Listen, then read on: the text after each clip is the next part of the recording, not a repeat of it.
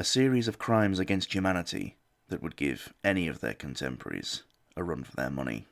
If you were unlucky enough to fall into their hands, your chances of survival became practically zero.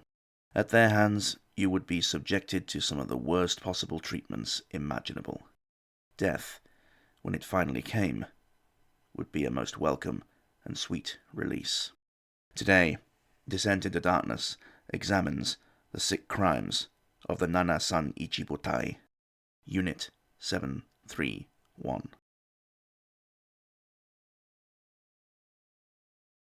The Roots of Evil.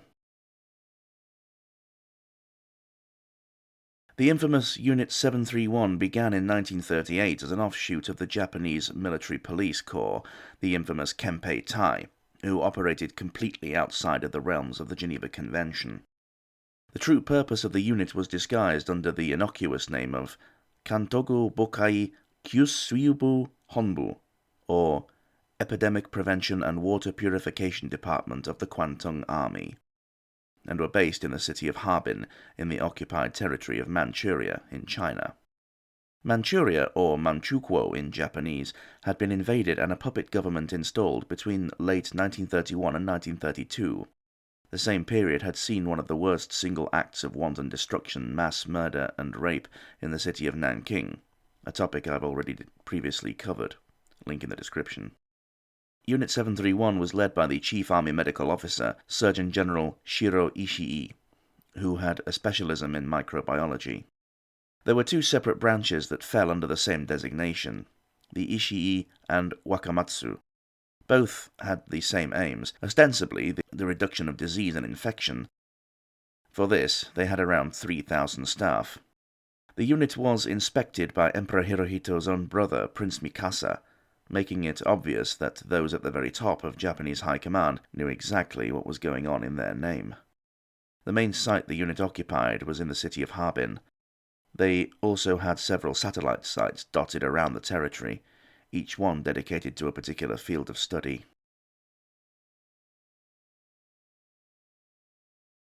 Human experiments.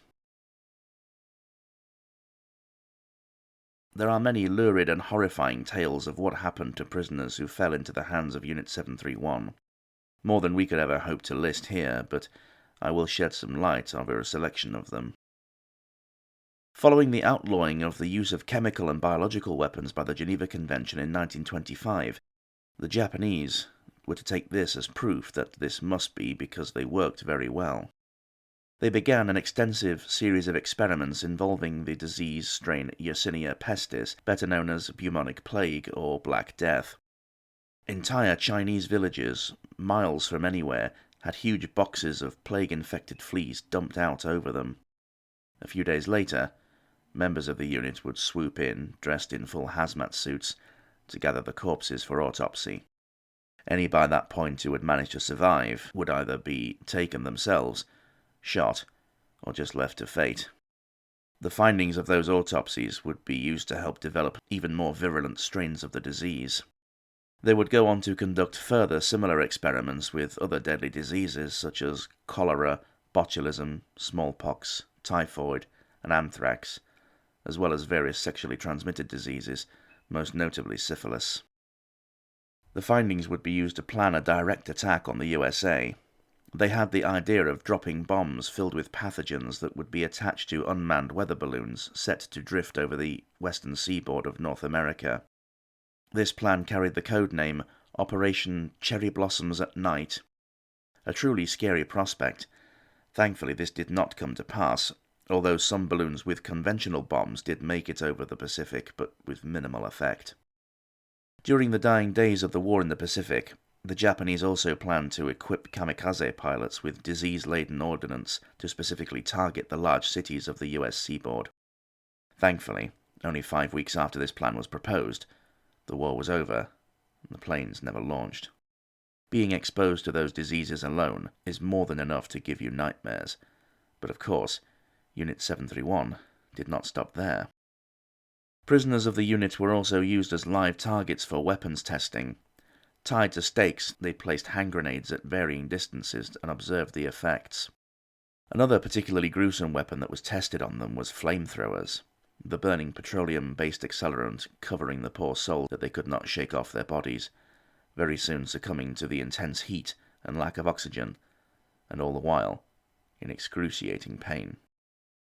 Some other trials included shooting and deliberate bayonet wounds in specific places to assist in the exploration of such wounds and how best to treat them when similar wounds occurred to their own men in the battlefield.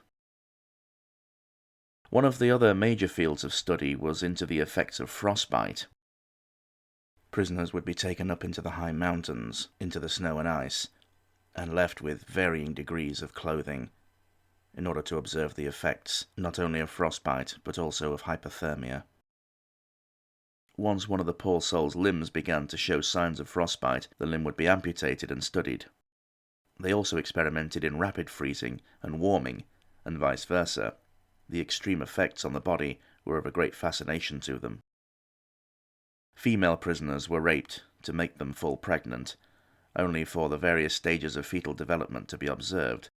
But of course, there was no such thing as ultrasound back then, and so that left them with only one surefire option. The women's uteruses would be cut open and the embryos removed, usually without anesthesia. Others would be allowed to carry their child to term, only for the newborn to be immediately taken away and experiments performed upon them. There is one documented example of seeing how long it took a 3-day-old baby to die of exposure to the elements. Various other experiments included intentional starvation, sleep deprivation, and withdrawal of water. Some victims were placed in hyperbaric chambers, and the air pressure either greatly increased or decreased, watching what happened through small portholes. Others were intentionally given blood transfusions of the wrong blood type to observe rejection reactions. Others were drained of massive amounts of blood to see how little one could survive on. Some were given various venoms and poisons, such as the terrifying tetrodotoxin derived from the puffer fish, as well as ricin and other nerve agents. Various experiments were conducted with many different poison gases as well, including, but not limited to, chlorine, phosgene and mustard gas, which all saw extensive use in the First World War. Sometimes the prisoner was given new kinds of respirators to wear for testing. Others were not so lucky. In order to observe in real time the effects of their many experiments on the internal organs of the body, the prisoners were subjected to instant vivisection. This essentially means that they were cut open whilst they were still alive, and of course they did not bother wasting such precious resources as anesthetic drugs on their unwilling patients. They would soon be dead anyway. It would just mean that they would have to put up with an ungodly screaming for a minute or two while they got started. One medical assistant who wished to remain anonymous in 1995 told of his own particular experience at one of the many vivisections that took place. Quote, "The fellow knew that it was over for him, and so he didn't want to struggle when they led him into the room and tied him down. But when I picked up the scalpel, that's when he began screaming. I cut him open from chest to stomach and he screamed terribly, his face all twisted in agony. He made this unimaginable sound. He was screaming so horribly. But then, finally, he stopped. This was all in a day's work for the surgeons, but it really left an impression on me because it was my first time." Between the years of 1939 and 1945, it is estimated that at least 3,000 people were held at the headquarters in Harbin. Not a single prisoner that entered the complex of Unit 731 came out alive.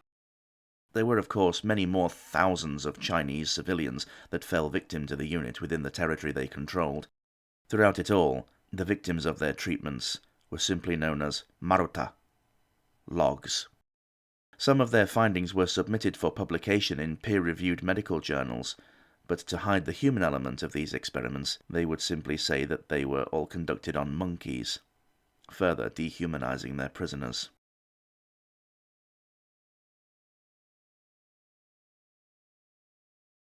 Antebellum.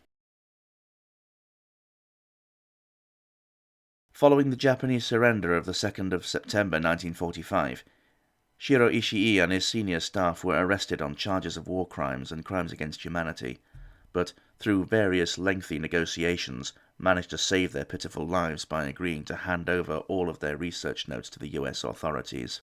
They all got away completely scot-free for their catalogue of atrocities. Shiro Ishii went on to lead a fairly happy and carefree life post-war, free from the spectre of prosecution for the terrible deeds that he ordered committed. Ishii returned to civilian life in Tokyo, although his post-war occupation, if he had one, is unknown. There was some rumours that he had visited the USA for a time to assist in microbiology studies, but unsurprisingly, records are not exactly forthcoming. As the years wore on, Ishii began to struggle to speak and seemed very uncomfortable, even when dosed up on pain meds. His daughter Harumi told of his declining health and final months in a book by Williams and Wallace, published in 1989.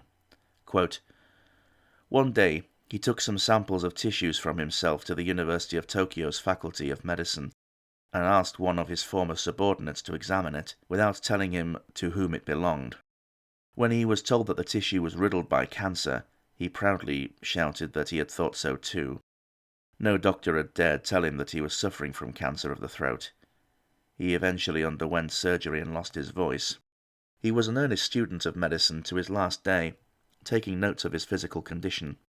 He told his old professor, Ren Kimura, who had come to visit him at that time, 'It's all over now,' writing the message because he could no longer speak. Shortly before his death, he asked to be baptized by the late Dr. Hermann Huevers, former president of Sophia University in Tokyo. Dr. Huevers and my father were acquainted with each other since before the war. My father had much respect for the German people and their culture.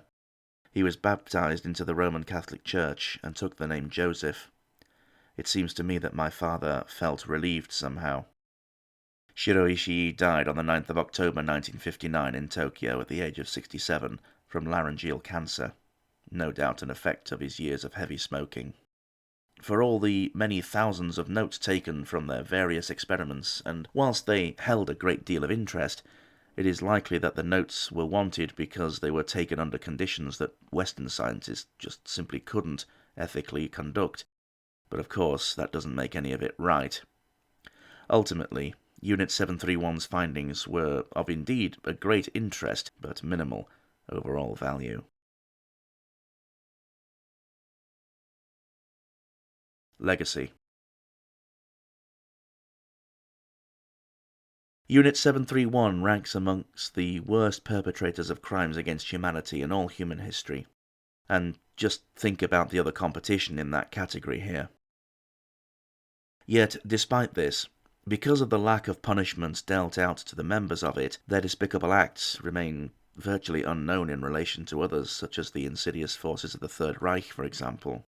Many may rightly draw similarities between Shiro Ishii and his equally evil contemporary, Auschwitz doctor Josef Mengele, who performed some truly despicable acts only to escape justice. Both men's heads were filled with the idea that they were doing the duty of their respective countries, and that the people who fell prey to them were nothing more than lab rats, a thing to be toyed with and then discarded and replaced by others, being reduced to a short passage in a notebook, probably not even named. Of course, the end of the war did not bring an end to madcap human experiments. One need only look at the Tuskegee and MK Ultra programs in the USA to see that lessons were not learned.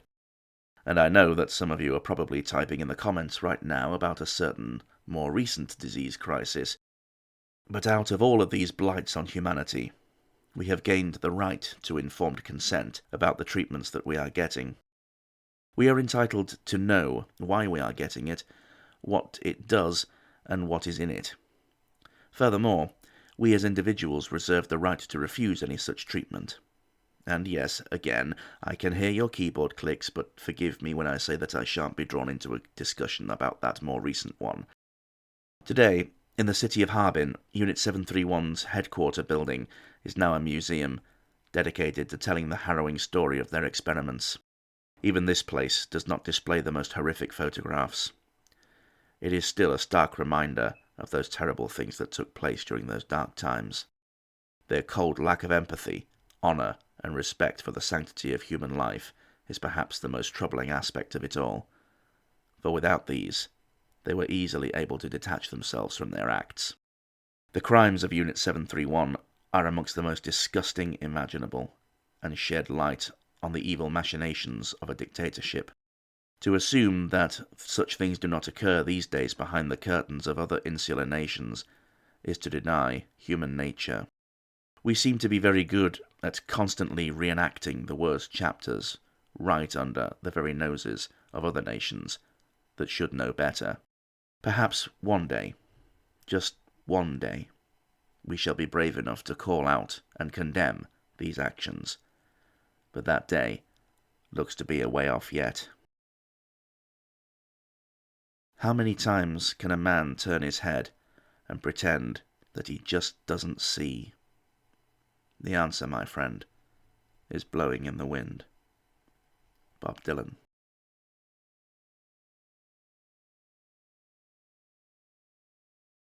Thank you for watching this video. I hope you found it informative and interesting. If you did, please consider dropping it a like and share it amongst your like-minded cohorts. Feel free to drop a comment below on your thoughts on Unit 731. I shall endeavour to answer as many as possible. I apologise if I screwed up any of the Japanese words, but of course it is not a language I speak. Please don't beat me too hard, I might enjoy it.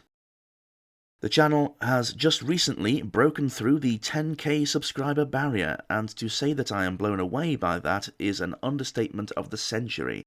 If you are new to the channel, please hit the sub button and join this great little community that we have created here. Don't forget to ding the bell icons and enable notifications to be informed of when I put out a new video. Drop by the DID store and pick yourself up some sweet swag. And also don't forget to check out the rest of my video offerings, because if you liked this one, you will surely appreciate the rest of them. Show the others some love too, if you please. And if you can't get enough of my sweet style and buttery voice, why not nick over to my new alternate channel, DID Reads, where I post renditions of poetry, recitations, and famous speeches, along with some amusing bits and pieces as well. Link in the description. If you wish to do so, you can support DID on Patreon, link in the description. A big shout out to my small but merry band of patrons. Your support is appreciated more than you could possibly know. And here's to the next 10,000. Thank you so very much, every single one of you. In the meantime, take care of yourselves, and I shall see you on our next descent into darkness.